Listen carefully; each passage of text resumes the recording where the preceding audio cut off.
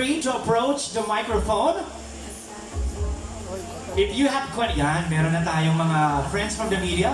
Okay, just kindly introduce yourself. And to whom will you address the question? Before I address the question, I'd like to congratulate us first. Now let's celebrate. And my question goes to the last candidate from Laguna.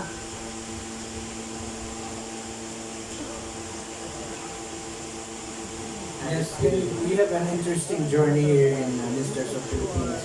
Can you tell us about your journey in Misters of Filipinas and the challenges, the hardships that you have underwent? Thank you for that wonderful questions. Sa totoo lang, ang isang maging kandidato ng Misters of Filipinas ay napakalaking pribilehiyo. Napakaganda na naging journey ko dito na ginagamit ko sa ngayon at sa totoo lang, napakalaking kakaibahan ito sa mga nasalihan kong pageant. I joined 9 pageant at pang-10 na ang Misters of Filipinas. Pero ngayon ko lang naranasan ng ganitong klaseng kasaya na magkaroon ng pamilya, especially yung respeto ng mga organizers sa amin po. At especially sa kay Mr. Carlos Morris Gara, our Follow-up question lang. Anong pinakamatinding hamon na naranasan mo sa iyong buhay? Thank you for that wonderful questions again. Ang isang pinakamatinding hamon na naranasan ko sa aking buhay is yung I a cancer survivor for 2 months po.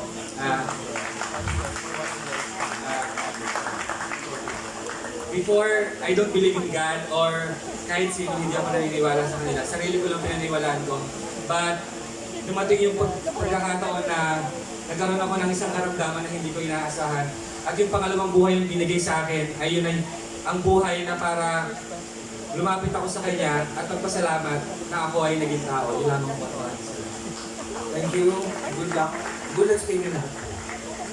Thank you very much. That seems to be a question in the finals already. Okay, thank you so much for that question. All right, let's open the floor. Okay, thank you. Hi, good evening. I'm Nolly Berioso for OPM. I'd like to ask Tarlac, Philippine Community of USA, and Leader.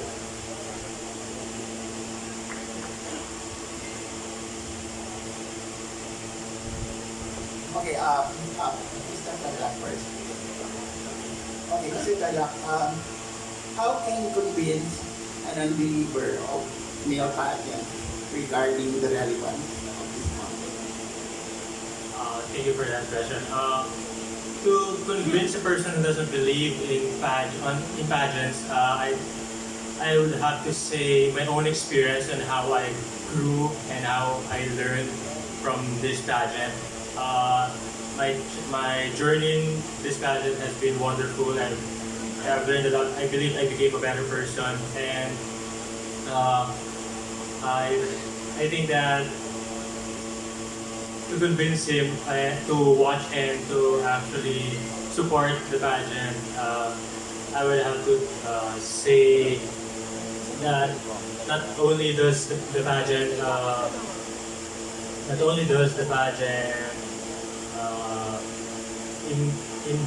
imbue the masculinity, it exemplifies how a man should be and how we could also be how we could also be models and an inspiration to everyone. Thank you. Good evening, sir.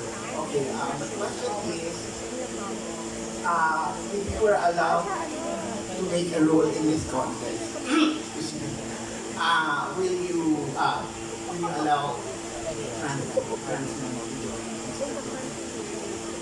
Good evening, everyone. To that question, I would say I do believe that we have a specific contest for every gender, and we already have a female contest, which is Leading Filipinas and so forth, Miss Universe, and we already have Misters of Filipinas for the male pageants. I do believe, I'm certain that we all have also for the other genders for Miss Gay to be specific, and we should respect and we should be brave enough to stand for what we believe in. And I think that is enough to answer that question. Thank you. Hi, sir. Good evening po. Okay, in the past, men give up their seats for women. Sorry, sir. I'm sorry. Usually, in the past, men give up their seats for women, di ba? Kumari sa mga sasakyan. Di ba din? Sorry, sir. Hindi ko po kaya. In the past, usually men give up their seats for women. Di ba? Sa mga kumari. Sample sa sasakyan. Papa-operate. But in this day, parang hindi na masyadong mapapractice yun. So, because probably because of gender equality siguro. But personally, what is your opinion about it? Maraming salamat po sa inyong tanong na rin. To tell you honestly guys, ladies and gentlemen, ako po ay sumusunod pa rin hanggang ngayon sa ganyang patakaran ng ating pagiging Pilipino. Sapagkat kung makakita ka ng isang matanda at isang pilay or disabled person na nakasakay ng isang MRT or bus, which is dapat talaga na ikaw, isa lalaki, at ikaw malakas sa katawan, malakas sa mga katawan, either pagod ka sa trabaho, you should give your seat. You should give your seat. Because, not even na sabihin mo na, lalaki ako, pero pagod ako. Mas better talaga at makita ng buong mundo na kung ano ang kabaitan ng mga Pilipino. Nasa labas man tayo ng bansa o nasa loob tayo ng Pilipinas. Maraming salamat po. Good luck, guys. Thank you very much, Sir Nolly. Okay, let's open the floor to all to other friends from the media. Thank you so much, sir.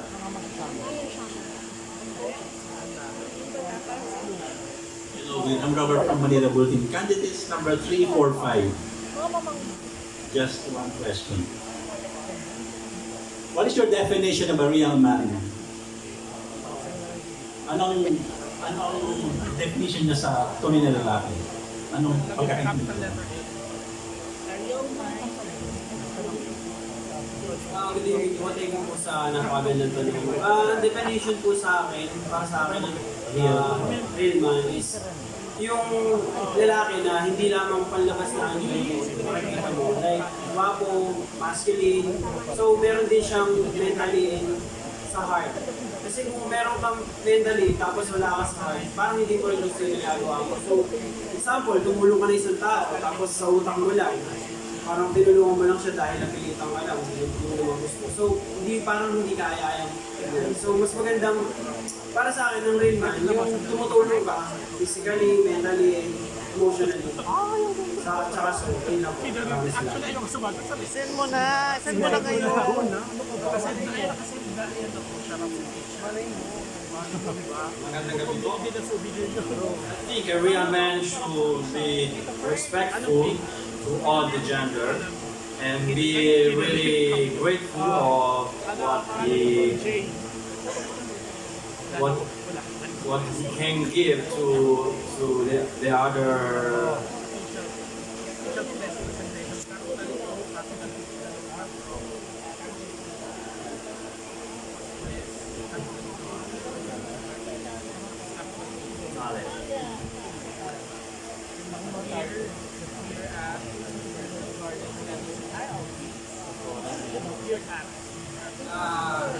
Ang suotan po ng pagiging lalaki, hindi lang po yan sa pagiging matalino, pagiging guwapo, at pagiging makisip.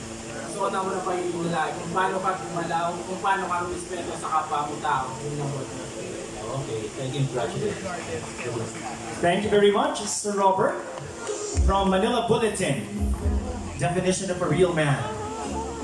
Okay, anyone? Tanong tayo. Yes, Sir Eton. Ang paborito mo nito.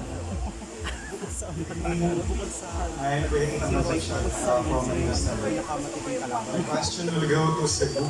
Ay, masyarap daw ka. Award, Caloocan City, Baguio, and Tarlac as well.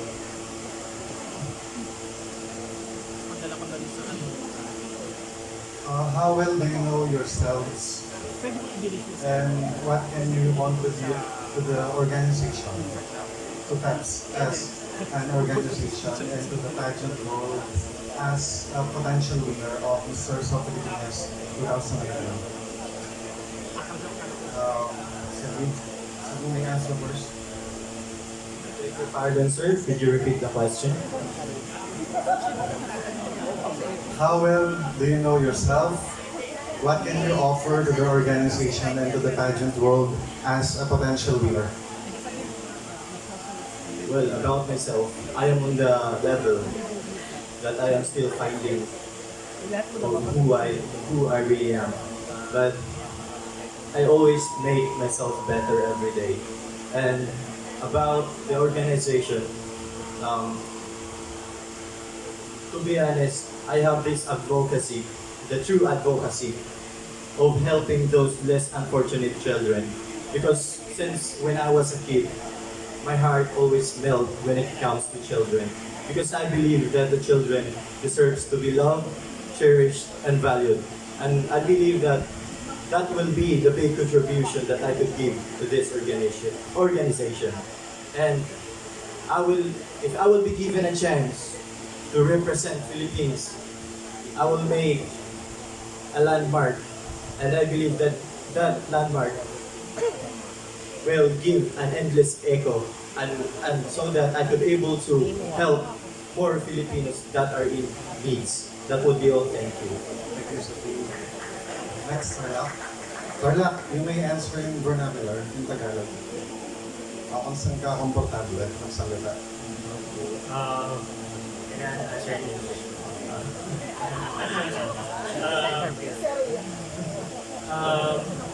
How well do I know myself? I believe myself to be a man of purpose in this world. I've always been searching back then what I really wanted to do, but now I believe I have the purpose to help and to connect to each and every one of us, to inspire those who need to be inspired, to help those who need to be helped.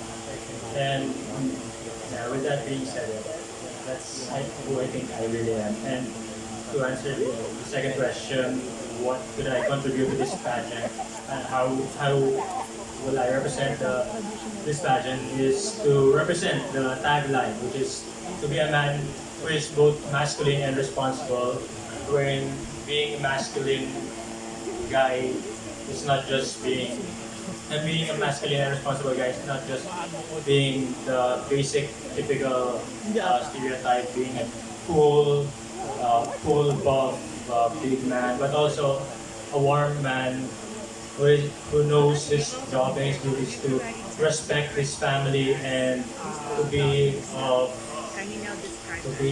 of service to the society. Thank you.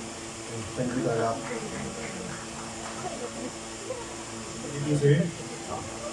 Growing up as an independent person, and my family taught me how to be a man of perseverance, that whatever challenges that I may encounter along the way, I need to be strong and to promote whatever purpose that I have. And for me to be able to help Misters of Filipinas, I believe that with my skills and experience, working more as a marketing officer and restaurant manager, I believe that I have the self-capacity that will able to handle every responsibilities that I have, and to promote also the masculinity and education and youth empowerment. I believe that I can also have able to promote that with the help of Misters of Filipinas, and I would like also to highlight that education is not just learnings that we can get from school. I am a one-year college graduate, but one-year course, but it's not a hindrance for me to be able to reach my dreams in life. So I would help Mr. Filipinas that education is not just about learnings that we can get in our school. It's a matter of how we apply those learnings even in our life experiences that will be able to help us to achieve our goals in life. Thank you. Lastly, Arguelles. Good evening po. Para sa akin po, hindi ko pa po talaga para sa akin, to be honest, hindi ko pa talaga pakilala yung sarili ko. Kasi for me, I believe na every day, every next day is a new lesson in your life. Hindi mo pa pwede judge yung sarili mo kung ano ka talaga. Kasi it's always have a new lessons and learning in your life. Pero yun nga po, kaya ko pong itulong sa ibigay sa project na ito. Siguro, naniniwala ako na may malaki akong potential dito po eh. Kasi this is what I love. And this is what I want my heart to express for this kind of pageant po. Thank you. Pahabol na tanong kay Baguio. Baguio, you're a proud Igorot, di ba? Sa profile mo kanina. Yes po. What makes you proud being an Igorot? What makes me proud being Igorot? We, as an indigenous people in the mountain province, I'm so proud because we look as the environment as being sacred. We protect and preserve environment for nature, and sobrang importante po sa amin because environment is our life. Thank you.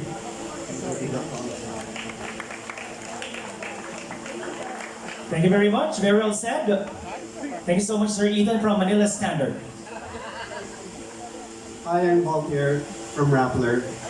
I'd like to ask Bataan, Castillejos, Zambales, and Cebu City.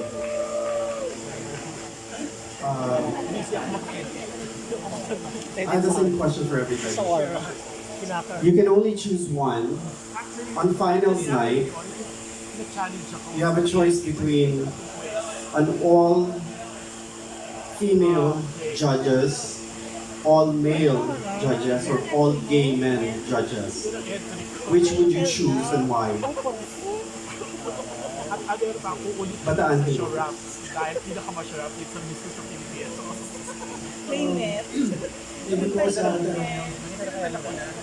Actually, lahat po sila pipiliin ko talaga. Pero isa lang, so... Yeah. Male po. All males. Kasi our tagline is masculinity with responsibility. So maiintindihan po nila kung ano po yung pinaglalaban ng bawat isa sa amin ngayon dito. Kung ano po yung gusto namin iparating sa inyong lahat. Kung paano po namin tuturuan yung mga tao, mas makaka-relate po sila kasi pareho po kami ng damdamin. Pareho pong pusong lalaki. Misters is always a misters po. Thank you.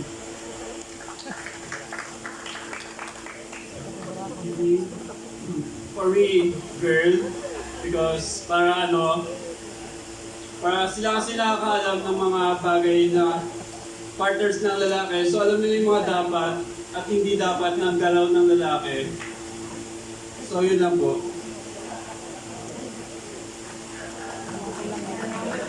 Ano bang tanong?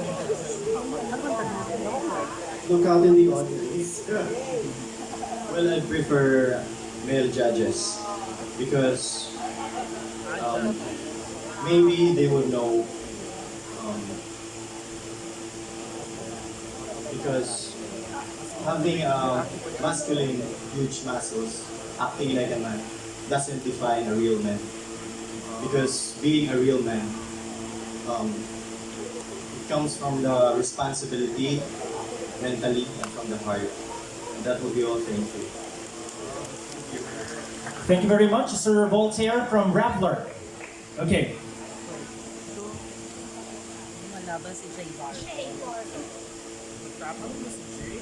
Hello, good evening everyone. My name is Jay from Pageant Trend. My question is from Mr. Bataan, and then we have Mr. Isabella, and Mr. Samis. Okay, my question is, why do you think that people have a negative image of pageantry? Starts with Mr. Samis. Can you repeat the question, please? Why do you think that people have a negative image of pageantry? Siguro po sa male pageantries, negative po yung tingin nila sa aming mga lalaki kasi para po sa kanila, binabash po nila kami malaya kasi parang para sa kanila is wala po kami magawa na ibang mga advocacy na maka-benefit sa community kasi yun nga po nga mas powerful yung mga babae, right? Right of a women. But of course, as a candidate of Misters of Filipinas, I will prove it that as a candidate, I will stand by my advocacy po as a youth ambassador of Smiles Foundation. Actually, we already tied up with the BGMP, and as a reigning Misters of Filipinas in my province, Misamis Oriental, I donated my 100,000 tuition prize to the BGMP PDL and organize and facilitate and skills training for them to have a livelihood program in the future. Actually, this skills training po will give them a opportunity for them to have a wage employment and entrepreneurial activities. So, yun lamang po. Thank you. Okay, let's have Mr. Isabella. Sir, can you please further repeat the question? Why do you think that people have a negative image of pageantry? For my opinion, why people think they have negative opinion about pageant because they look the pageant as they just look on the body, but then they should know or they should be aware that pageant is all about responsibility, not just the body itself. So, as as one of the finalists of Mr. Filipinas, I want to educate people that pageant is all about responsibility and advocacy. Thank you. Let's have Mr. Bataan. Well, lahat naman po tayo may kanya-kanyang karapatan para i-judge. Kung negative yung tingin nila sa Mr. sa main pageants, hindi naman natin sila mag-release. Pero ako po kasi first time kong sumali sa main pageants. And now, hindi ganun kalawak yung kaalaman ko sa pageants. Pero thank you sa PEP, sa Mr. sa Pilipinas. Mas naiintindihan ko na yung pageant yun. It's a good platform to show kung sino ka talaga sa mga taong naniniwala sa'yo. And I think I will show to that sector that male pageant it's not all about how beautiful we are outside. It's all about how beautiful we are inside. Thank you. Okay, follow-up question for you is for sa Bataan. Have you ever been bullied and how did you handle it? Actually, nag-bullied po talaga ako kasi napalakas po yung kain ko before. And naging experience, sobrang taba ko po noon, 46 yung waistline ko, so hindi po gano'ng kaganda yung katawan ko. And first time ko rin pong nilabas yung katawan ko, so kasi malaki ang tiwala ako sa organization na to, alam kong pangangalagaan nila kami. And yun nga, balik po tayo sa tanong mo. Naging way yun para ma-motivate ako. Kung nasan man ako ngayon, nabully ako. And gusto ko rin sa iparating sa mga taong nabubulid na huwag niyong gawing way yun para ma-depress kayo. Gawin niyo siyang motivation para ilaban niyo sa goals niyo sa buhay. Thank you po. Alright, thank you so much. Thank you very much, Jay from Pageant Trend. So this will be the last to ask question. Okay, we still have 1, 2, 3, and 4. Okay, can we please all stand up and gather na po tayo dito sa harapan? Okay, so I think we have 1, 2, 3, 4 to ask. My question goes to Mr. Tarlac and Phil Comington.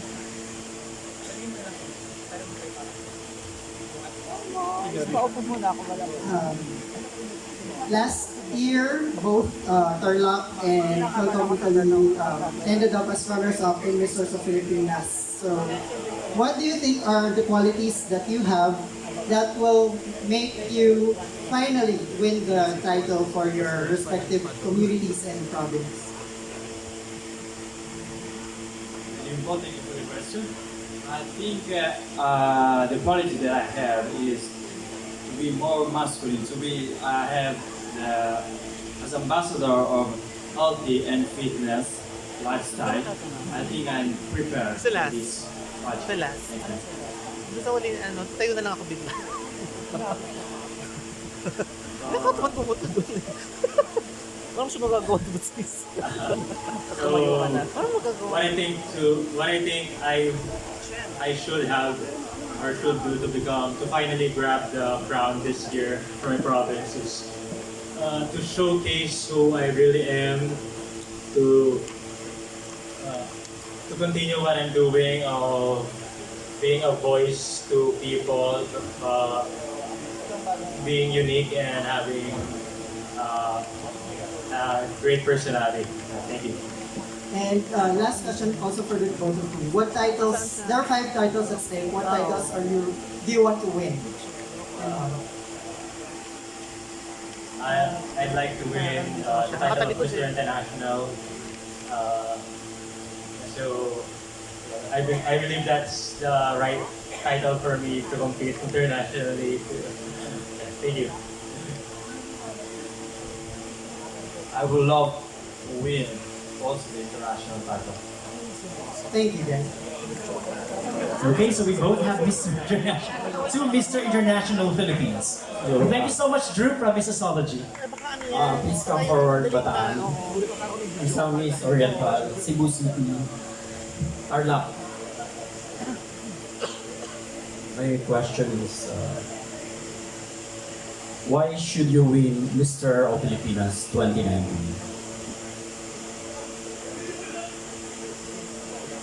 Actually, ladies and gentlemen, me and my co-candidates are equally deserving to win the crown. However, I stand tall among them by my advocacy for the betterment of quality life of our brothers and sisters, person deprived of liberty.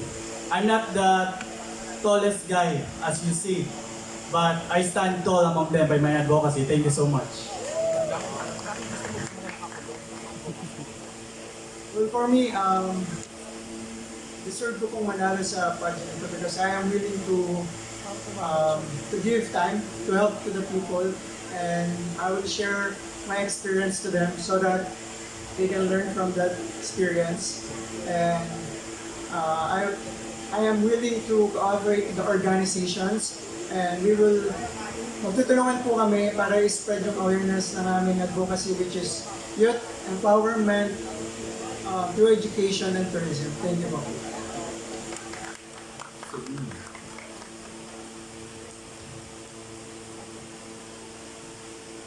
Well, we are here for the crown, and mostly we are here to showcase our advocacy, our talent, and to be a good role model to everyone.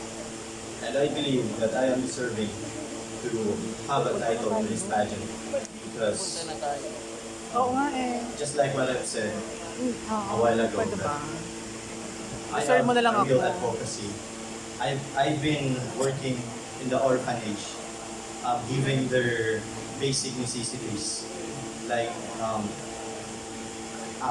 we do feeding program, giving them toys, their not just material things, but also time, love, and attention.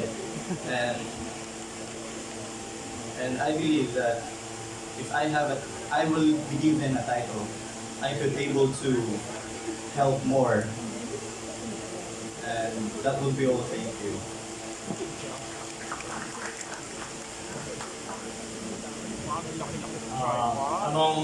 Although all my other co-candidates are all deserving and our each and own unique characteristics and strengths, I believe I stand out because I think I've worked really hard to get to this point. I've prepared intensely, and just my unique and expressive personality, I believe is enough for me to get the crown. Thank you. Thank you. Good luck. Thank you very much, Sir Mel from Tempo. Hello, I'm Paul from Pageantry News International. This is for Caloocan. You're reigning winner of another pageant. Why did you join Misters, and what do you have to offer of the organization? Good evening, Mr. Paolo. Actually, I'm a reigning Mr. Travel Ambassador of the Philippines, and I also joined this Misters of Filipinas because I believe that a responsibility in my personal advocacy is a continuous process. So when my reign in travel ambassador ends, I know that it's a good start for me to join Misters of Filipinas because I know that this can be a bigger platform for me to be able to pursue and to have this organization that can help me a lot to further push my advocacy, which is to promote tourism of the Philippines and to preserve our culture, because I believe that nowadays our culture, we cannot deny that we are influenced by other neighboring countries. So I think if I and Mr. Sa Filipinas would help together, we were able to preserve that culture and promote tourism, because I believe that that is the identity of our country as a travel destination. Thank you. Thank you very much. And to Sir Paulo as well from Pageantry News International. Hello, I am Tita Lavinia from Titas of Pageantry. Good evening. I would like to ask Malasigi, Angeles, and Pasig. You guys.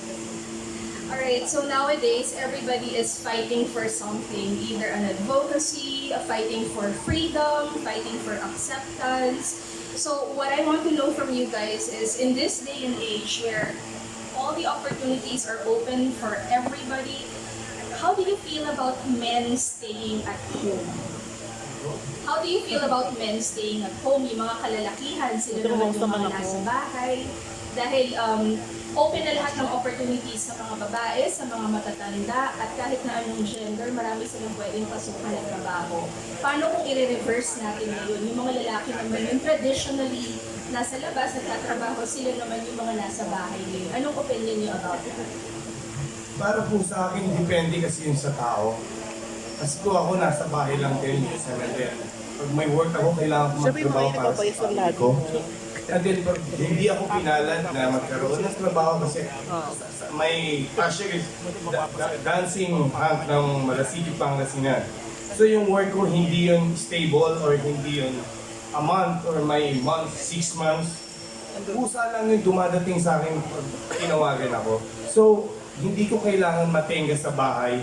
Siguro kailangan ko magtrabaho para matulungan ko magulang ko. And then, especially, my advocacy is about sa Malasigi, Pangasinan. Kasi ang Malasigi, Pangasinan is hindi pa kilala.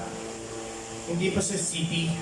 So, sumali ako ng Mistress of Filipinas para ipakita ko kung makasama man lang ang Malasigi, Pangasinan na maging city. And then especially sa mga bata na nakikita ko doon na kailangan kong tumulong at tulungan sila na hinahangad nila makapag-aral. So pag ako pinalad man, sana, or kasama ng mga candidates ko, kailangan ko i-grab yun at ipapakita ko na kaya ko at mananalo ako. Maraming salamat.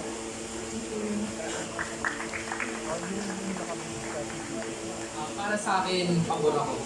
Kasi para mas maintindihan ng mga kalalakihan na hindi lang kaya ng mga ginagawa ng babae, kaya din ng mga lalaki.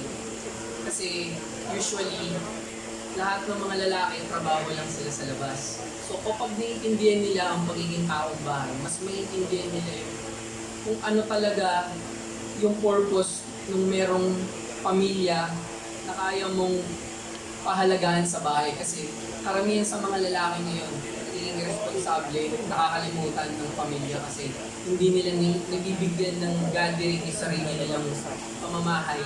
So para sa akin, pabor ako doon dahil nang sa gayon, mas lalawak ang pangunawa ng mga kalalakihan, mas lalawak ang pangunawa, mas lalawak ang kanilang mentalidad pagdating sa bahay. Para pagdating ng panahon, nagkaroon man ng mga anak silang lalaki, hindi sila mahihirapan na turuan ng mga anak nila hanggang sa umabang henerasyon. Yan lang po. Good evening po. Agree po ako dun sa babae naman po ang work and then yung mga matatanda.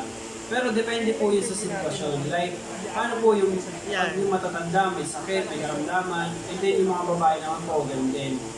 So, mas maganda po na alamin po natin yung health ng tao before natin sila pagtrabahuin. Kasi, like dun sa ibang bansa, nung nakapunta po ako ng HA, nakita ko po yung mas matatandang tao, sila po yung nag-work sa mga fast food, gano'n. Nagkakaroon po ng respeto yung mga tao. So, nagkakaroon po ng respeto yung mga tao na instead na yung matanda yung magliligpit na pinagkainan nila, nagkakaroon sila ng respeto. So, sila nagliligpit sa pinagkainan nila. Opo. So, agree po ako doon. And then yung lalaki po na nag-stay lang po sa bahay, syempre pag nag-stay ka naman po sa bahay, hindi lang naman po yung mahihiga ka, kakain ka. Syempre marami rin pong responsibility po sa bahay. Like, maghuhugas ng pinggan, maglilinis ng bahay, kung may family ka, mag-aalaga ang kapatid, gano'n. Kung may lolo at lala ka, gano'n. Mas na lumalawak ang knowledge ng tao pag ang tinatrabaho nila ay hindi akma para sa kanila. Kasi like me, kung ako pagtatrabahoin ako sa bahay lang, magkakaroon ako ng idea kung paano yung mga ginagawa ng family ko pag wala ako. So, ayun po, parang magkakaroon sila ng idea kung gano'ng kahirap po ang trabaho sa bahay kaysa sa labas. Ilawan po, maraming salamat. Thank you very much, Tita Lavinia from Titas of Pageantry. Okay, let's welcome. Good question. Hello, good evening everyone. Mistress of Filipinas 2019. My name is Jenna Ray from from Glitz and Glamour, and I am also a recruitment associate from Accenture Philippines. So this question is for anyone who really wants to answer this. Because we all know, Mistress of Filipinas, we want to gauge more about who you are, not only why you are there, okay? So my question is, during interview, di ba tinatanong kayo, tell me about yourself. So you already told us who you are. So now we want to know more about you. So can you describe yourself? Can someone answer the question? Describe yourself. Hi, Mrs. Norbert again. Then, 24, Pamalasiki, Pangasinan. Siguro, ang dami kong binago sa sarili ko. Ang dami ko rin natutunan. And then especially, dati hindi ako ganito na gusto lang sumali kung saan-saan. Kasi passion ko to, dream ko to. And then nandito na ako ngayon na kailangan kong galingan at ipakita sa maraming tao o sa mundo na kaya kong lumaban. At yun lang po. Maraming salamat. That would be great, Mr. Malasige. Can I hear also an answer from, okay, go ahead.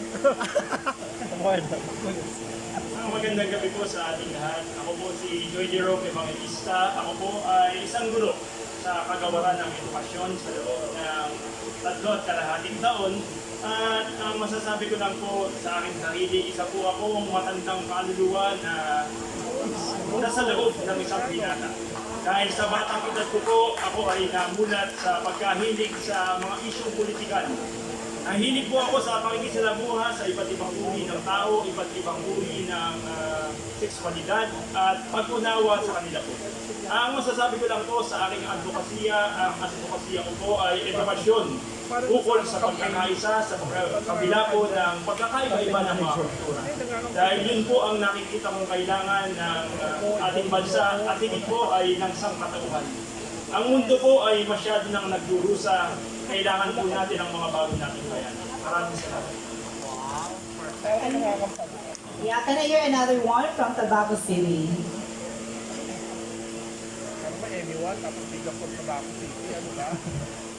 Something that I can share with you guys about myself is that I am a survivor. Last year was the worst year of my life. I experienced a heartbreak that shattered my entire life, and to the point that I lost my purpose. And when I watched Mistress of Filipinas back in 2018, I regained that purpose, and that is to be of service to others. As a preschool teacher and as an inspiring lawyer, a law student, I want to bring awareness with the advocacy that I'm standing for, which is HIV awareness, which is the Live Free campaign, as I work hand in hand with NGOs such as Gentleman Bicol, that is based in Albay, and as well as Project Red Ribbon. So I am a person who is persistent, who is gallant, and who goes for his goals and is willing to go off his way to prove himself, not only to not to anybody but to myself. Thank you. Alright, thank you so much to all of you, Mr. Filipinas. Thank you very much from Glitz and Glamour. Okay, so I think this will be the last one to ask. Anyone can ask. Okay, last two. Okay, let's make this fast. Hail from USA, hail from Italy, and province of Laguna, Arguelles, and Biliran.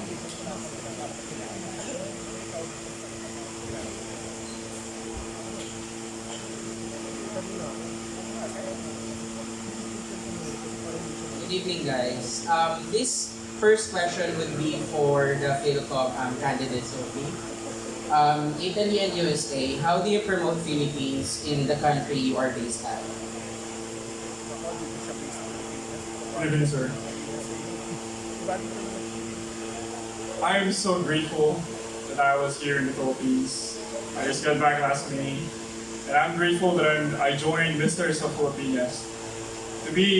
To show my expression right now, I'm so blessed with all the questions that you are giving to us, and it gives me more determination to fight for what I know and to fight for what we believe in, for fight for peace that is going on here in the Philippines. I do believe that everyone right now is fighting for their own purpose, for their own fight for their own rights. And right now, what I want to do, I want to stand in front of all the nations. I want to represent the Philippines. That Philippines is not only a corrupt country, a third world country, but the Philippines can move further, can move forward. We will become better. Trust the politicians, trust everyone. We need to work hand in hand, believe in ourselves, and first we need to believe in ourselves and always not forget about our God. Thank you. May I ask you to repeat the question? How do you promote Philippines in the country that you are based at? In Italy. All right. I think that all the Filipinos, all the Filipino community has to be promoted as one of the harder workers, because the Filipino has to leave his parents, to leave his family, to go to other countries, and that's a good thing because you have to have so much hard working and so much strength to do that. Oo nga eh. Kaya nga This sabi ko question eh. is for the family. Kaya nga sabi ko, i-send na. In this modern era, social media, that we can meet everyone in social media right now. So do you still believe in traditional courting? Why or why not? Biliran. Thank you for that wonderful question, sir. As for now, I still do believe for courting. For tinatawag natin na lumang tradisyon ng mga Pilipino na may gitara at nanliligaw, nagkaharana. Still, dapat pinapractice pa rin natin yan. Kasi kung itutuloy natin ang ginagawa natin na ganyan, na mamit mo lang sa Facebook, then you have maybe coitus militus, sorry. But I'm a licensed radio technologist, and that's why nagsabi ako ng medical terminology, and maybe you guys alam naman yun. So, mape-prevent natin ang tinatawag natin na HIV. Kasi now, sa social media, we can meet lots of people, even in other countries. We can meet them na sobrang dali lang eh. We can chat, messenger, off-cam. Maybe magkakaroon pa tayo ng scandal sa'yo, sa sarili mo, kumabala, dahil sa social media. So, dapat talaga meron pa rin sa Pilipinas ng pagliligaw. Kasi doon natin makapakita sa isang babae, sa isang kababaihan, ang respeto. At pagiging isang totoong lalaki ay hindi lang dahil sa mapakitang ikaw ay gwapo, ikaw ay maganda katawan, kundi dahil ikaw ay responsable at ikaw marunong respeto. Yun lamang po, maraming salamat.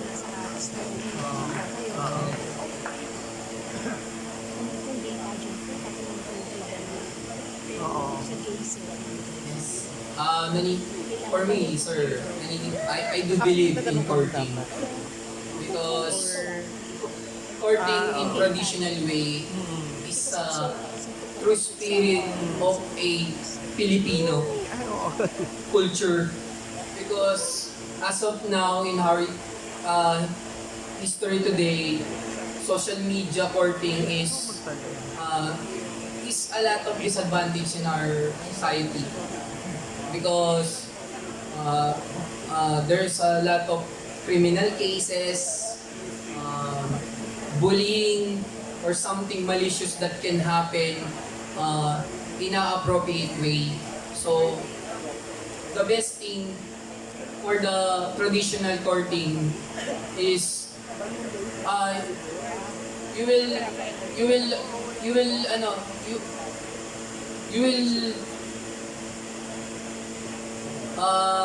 you will catch up on the next generation that the true Filipino in old school history is the best thing that can happen rather than a social media courting, because it takes disadvantage in our life. That's why.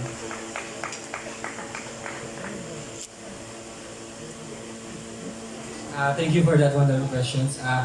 Courting traditions and social media, I don't believe in that both because for me, trust and yung para bang if you wag kang magtitiwala kahit kaninong tao, even family mo kasi even nga family mo, di ba?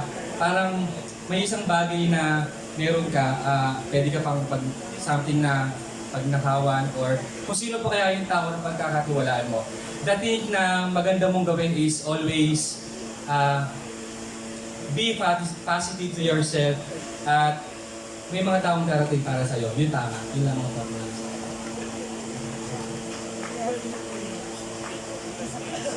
Ladies and gentlemen, I was raised here in the Philippines, and I will choose all traditional courting. I fell in love with old songs. Air Supply, Carpenters, you name it, Bon Jovi. And I saw how my parents are in love to each other. They used to write letters to each other. There's no phones, even my grandparents, and I find it really sweet. And can you imagine a man working hard in front of you, going to places just to see you? That is something you will feel, not only just because you're in front of the camera, doing Skype or video chat. And I also know that for where we are right now, from my own experience, it's really hard to find true love nowadays. I experienced it, and I felt the pain, I could say that, and that's it, just because old people, their old stories, tell what true love is. Thank you. Good evening. I believe so in courtesy. Oh, I was born and raised in Italy, and my parents met each other in Italy, and my father told me that he was at the beach and saw this beautiful lady, and he didn't know how to approach her, so he just came to her and say, "Ciao, sei bellissima." That's all. Thank you guys. By the way, I'm Daniel Gray from Paris. Thank you. Thank you very much, and to our candidates who have rendered their answers from the heart. And for our last question. Hi everyone, I'm Trixie Daos, I'm from Season Magazine. So, please come forward, Pangantukan, Tarlac, Caloocan, and Mandaluyong. So, ang tanong ko, syempre as Mr. sa Filipinas, eventually, di ba, you will be looked up to, if not now, if you're not influencers now, di ba? Eventually, you will be looked up to by people. So, ano yung maire-recommenda nyo sa kanilang palabas sa television ngayon, pwedeng local, pwedeng foreign, na sa tingin nyo, marami silang matututunang magagamit nila sa buhay nila? Kasi naman dumating pa si Glitz and Glamour. I know. Maybe I would recommend the news about news and current affairs. By watching news and current affairs, we're being able to know what the society, what happens to our society, and what events that we needed to watch, or to be able for us to be aware for what happened in our community. And if we are aware in our community, within ourselves, we can also inspire others. Like if we saw other people that are doing negative things, we may humbly ask them or inspire them to correct those things. And with that, if we're able to help each one of us, we can create a better world for all of us. Thank you. Good evening, everyone. Excuse me po, ma'am. Can you kindly repeat the question po? So, i-claim ko na lang, ano yung specific na programa sa television na pwedeng local, pwedeng sa ibang bansa, kala ka Netflix or whatever.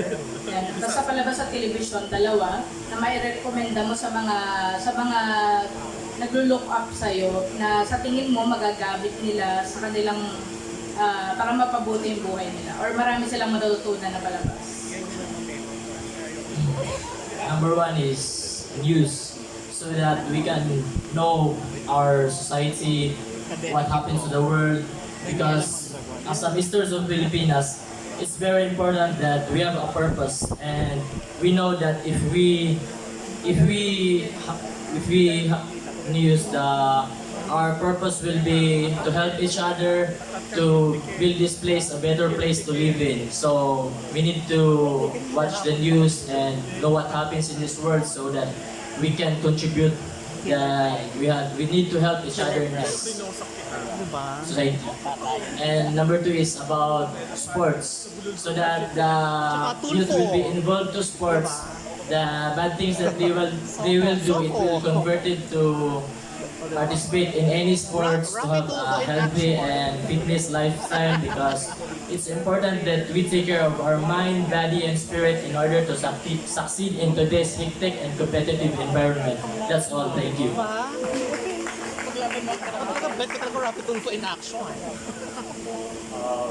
For me, it's also good to watch the news.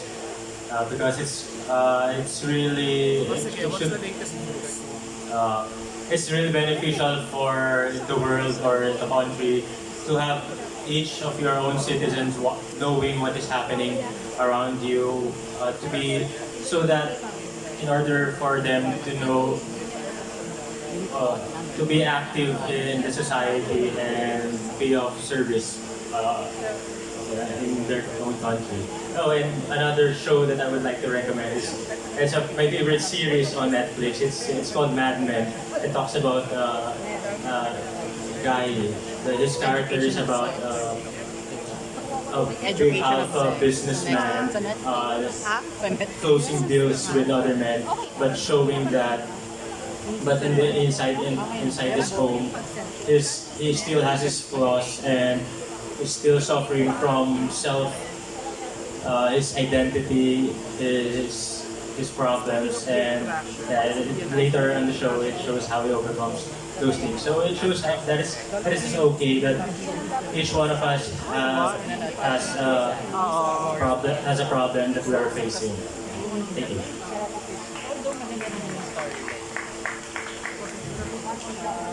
That's actually a really hard question, because even me myself doesn't really watch movies or TV series, because I'm more into like reading scientific journals, because I'm a researcher. But if ever I could recommend a don't know when you check in movie the or Soho, a show. and there's, I think it would be documentaries like Jessica So and Ray Kay, because I believe those are real stories, those are real people, those are real life, those are real happenings. And it's a wonderful opportunity to be inspired of what is really happening in the world and be of service. If you could help other people and inspire other people as well, I think that's a very good idea and the most to watch. importantly is, the closing remarks of the TV. Thank you very much from Scene Zone. So I thought someone will say Money Hands from Netflix. I'm waiting for that answer. Ladies and gentlemen, can you give a big hand out to our 22 official candidates? Good job!